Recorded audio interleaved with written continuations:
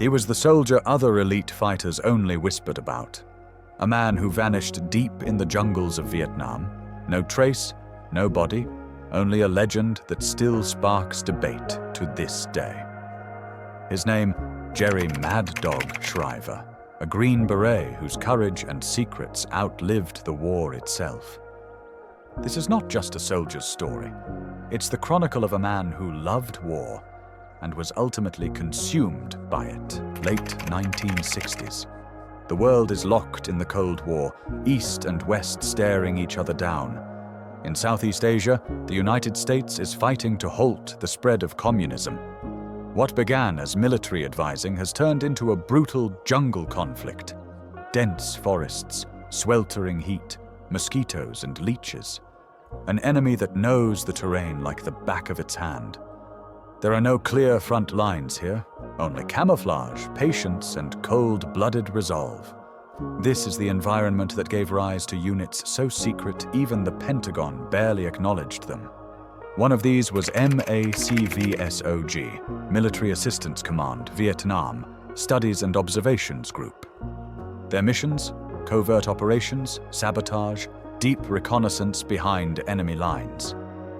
Officially, this task force didn't exist. No uniform patches, no public records. Rescue, if things went wrong, was never guaranteed. Only the toughest men volunteered, and many didn't make it. Jerry Shriver was one of the rare few who not only survived but thrived in this shadow war.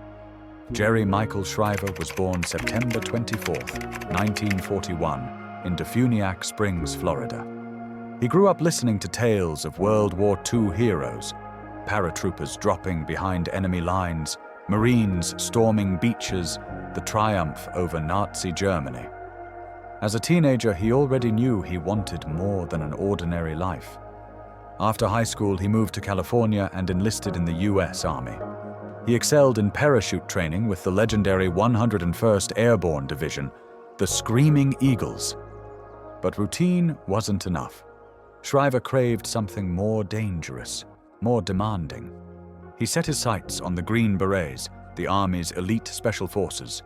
Earning the Green Beret required not just strength, but relentless willpower. For Shriver, this wasn't a job, it was a calling. In 1966, Shriver volunteered for the most dangerous assignment of his time. With the 5th Special Forces Group, he deployed to Vietnam and joined MACV-SOG. His life from that moment was less like traditional soldiering and more like an endless hunt. For over 3 years, more than 1,000 days, Shriver led teams deep into enemy territory. They slipped across borders into Laos and Cambodia to sabotage supply routes, plant explosives, and gather intelligence on North Vietnamese movements. Every mission could be the last. But Shriver seemed to thrive on the danger. While other soldiers used downtime to rest, he volunteered for new operations. He wanted to be out there, always on the razor's edge between life and death. His teammates soon gave him the nickname Mad Dog, not for reckless rage, but for an unbreakable drive. Tall, lean, and sharp-featured, Shriver spoke little, trained hard, and lived for combat. Off-duty, he displayed an eccentric streak. Instead of fatigues, he often wore a blue velvet suit and a derby hat. Beneath that dapper exterior, always armed to the teeth, he carried as many as 6 pistols at once, including the classic Colt M1911 and a powerful Magnum revolver. When an officer offered him a rifle, Shriver famously replied, "If I need more than these, I'm already dead." Rumors spread that on certain missions he even used silent weapons like bows and arrows, an ancient tool perfectly suited to the stealthy jungle war. For him, only one thing mattered: effectiveness. Despite his hardened exterior, Shriver was no lone wolf. His men admired and trusted him. He lived with them, ate with them, shared medicine and supplies, often paying out of his own pocket. Always by his side was Klaus, a massive German shepherd he'd found in Taiwan. When a few non-coms once got Klaus drunk as a prank, Shriver stormed into the club, revolver drawn. No one dared claim responsibility. The message was clear: anyone who threatened his men or his dog would answer to Mad Dog. His leadership extended beyond the battlefield. Shriver drilled his teams into silent hunters, sharpening their senses and teaching them to move through the jungle like ghosts. He demanded a lot, but he gave more in return: loyalty, protection, and the certainty that their leader would always be the first one into danger. Late 1960s, deep in the Vietnamese jungle, an American Special Forces team falls into an enemy ambush. North Vietnamese troops outnumber them and dominate the terrain. But Shriver refuses to yield. Under constant fire, he moves from cover to cover, unleashing bursts from pistols, carbines, even a sawed-off shotgun. When offered ground reinforcements, he calmly radios back, "No, I've got them right where I want them, around me."